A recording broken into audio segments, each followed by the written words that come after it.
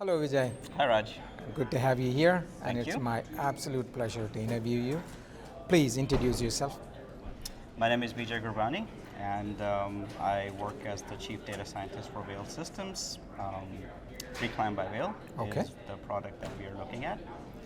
And let's see, my background is I started my work doing research in networking protocols, Okay. multimedia networking protocols, security in those.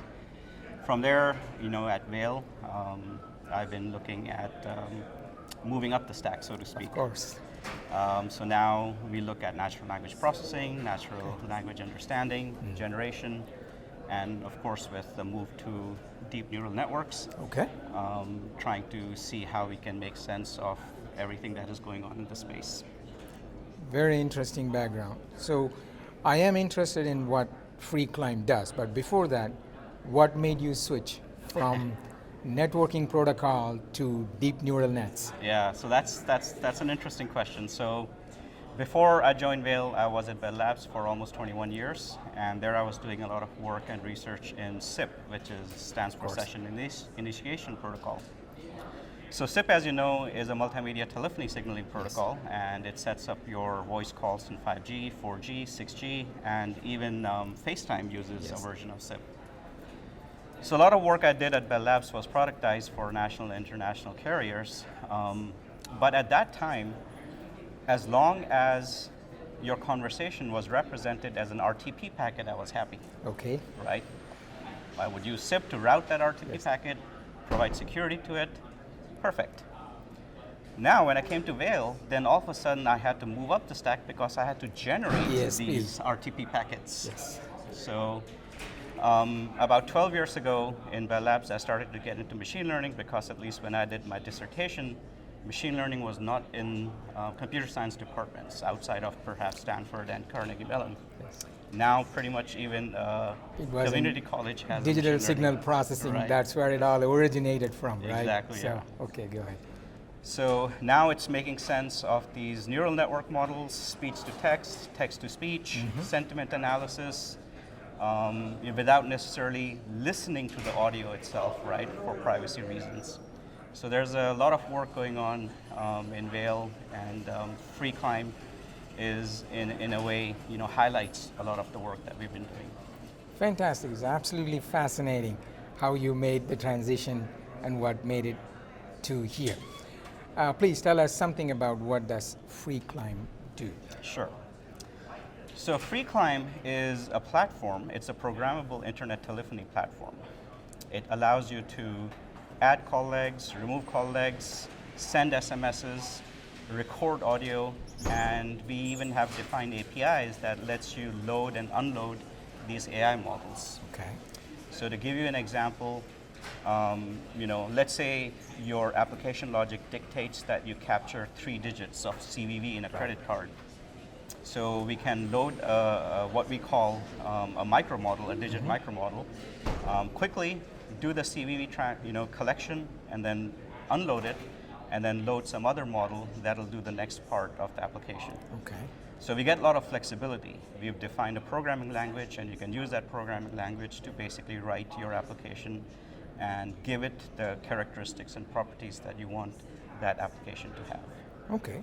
Fantastic. So it's a platform that supports all of this. Why do you need to download, switch the models between? So for that, you'll have to come to my 3 o'clock talk. Okay. But I'll give you a preview of that. Essentially, if you take a look at some of the general purpose models, and let's talk the best of breed Whisper, for instance.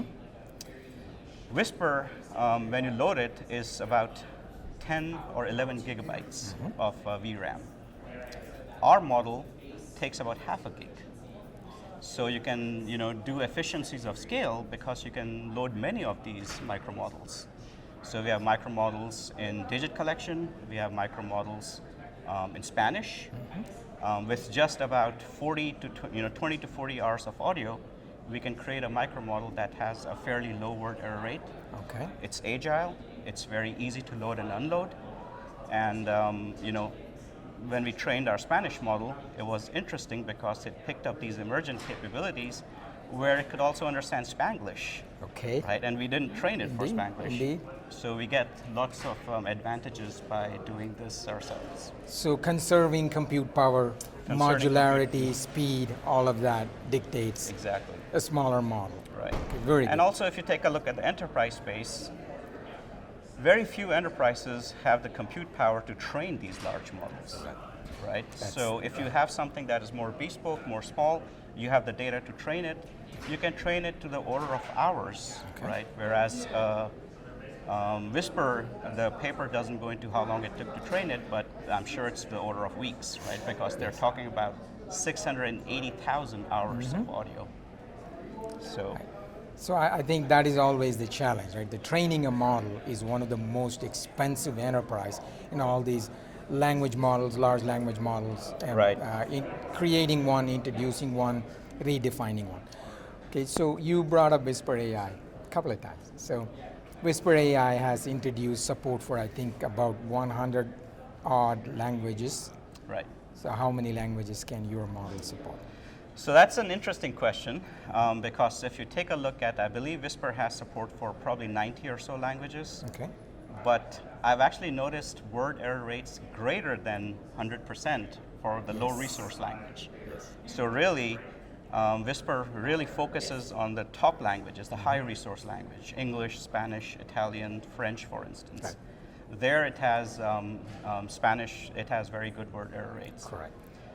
From our point of view, Whisper is set up so that many businesses in the enterprise can use it, right? So Okay. if there's an enterprise that wants English transcriptions, they can use it. If within the company there's an enterprise that uses Spanish transcriptions, Right. they can use this. For us, the bespoke models that we tend to create are custom designed for a specific intent.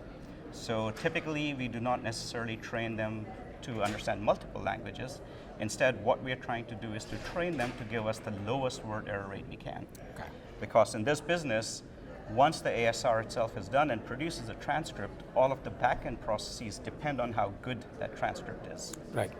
So instead of having a model that understands multiple languages but doesn't produce as accurate transcript for any language, in our view, it's better to focus on a language so that you get the best transcripts and modularize and emphasize your back-end processes. Sound reasoning, that's better business model. Yes? Right, right. Okay, all right. So with that in mind, Whisper AI also has, not to keep bringing up the same subject, but it has some reasoning capabilities built into it. Right. How about your model? Yeah, so we fine-tune these models for one purpose, ASR, right? So we are not looking at models that have multitasking capabilities. Like a generalist model. Right. We are not looking at those type of models. We can create those type of models, and we are exploring looking at these LLM models and tuning them, trying to work with some of the smaller parameter models to understand what their expressive power is. Okay. But for the most part, in enterprises, if you take a look at ASR space, the idea there is to produce transcripts that are as accurate as possible Yes. for back-end processes. Indeed. So for other examples, for other projects, we are indeed looking at what's the expressive power of these large language models. Can they reason, right? Are they susceptible to fallacial reasoning, for instance? Right. So we have some of those research projects going on. But Okay. from the enterprise perspective, we want something that is much more locked down and Fantastic. readily available to the enterprise. I think we can probably have a conversation for the next hour or so on this, but in the interest of time, two key questions. Like one, are you taking a pre-trained model and using that, or are you creating your own model? For these bespoke models, we create our own models. Okay. So we've created our own models for ASR. Okay. We've also created and trained our own models from scratch for text-to-speech. Okay. Right. So working with Coqui, which is again one of the best open source toolkits for TTS, text-to-speech, we've trained models from scratch. So if enterprises have a need to create an imprimatur of a voice, right, that represents them, then given certain amount of audio, we can create a TTS model from scratch. Okay. That's Fantastic. The second question is, what is the biggest impact you expect to make with your customers? I think the biggest impact we want to make our customers is keep them satisfied and indeed more than satisfied, right? Yes. We try to look at something that we might do 3 years down the line that might affect the customers 5 years down the line, and try to look at it from a more holistic or peripheral point of view, so that we take into account what's the major roadblock or gap analysis the customer needs right now, and where the customer would be 3 to 5 years down the road, and try to close that gap. Okay, very good. I think that's a segue to my next question. What is your roadmap for the next 12 months, especially considering the rapid advancements of language models in the open source area? Like, for example, Llama 2 came out, right, and the 70 billion is supposed to be almost as good as ChatGPT 4 right, in some areas. Right. And the testing and the evaluation show the Helm, like holistic evaluation of language models, show it is very close. Right. With that in mind, what is your roadmap for the next 12 to 18 months? That's again a lot of questions, a lot of unpacking in that question. Yes, but there is. In computer science, if you take a look, we have this notion of effective computing that has been there for a long time. I think we are at a crux with the technology where effective computing is possible. Yes. With all these human-generated AIs and with these large language models. So at least for the next 12 months, besides looking at these bespoke models and text-to-speech models, we want to see how we can leverage effective computing to a much more fruitful avenue than it has been so far. Okay. So for instance, let me give you a quick example. If somebody calls into a call center and they are depressed, you do not want the AI agent to go, hey, hi, how are you doing, right? So sentiment analysis so you incorporated into your right, product. So, okay. So at least, and that's far more complex than it sounds. Yes. So I think those are the type of things we want to be looking at in the next 12 months as these okay. LLMs grow and mature. All right. It has been an absolute pleasure. Thank you, Vijay. Thank you, Raj. And best of luck. Appreciate your time. Thank you.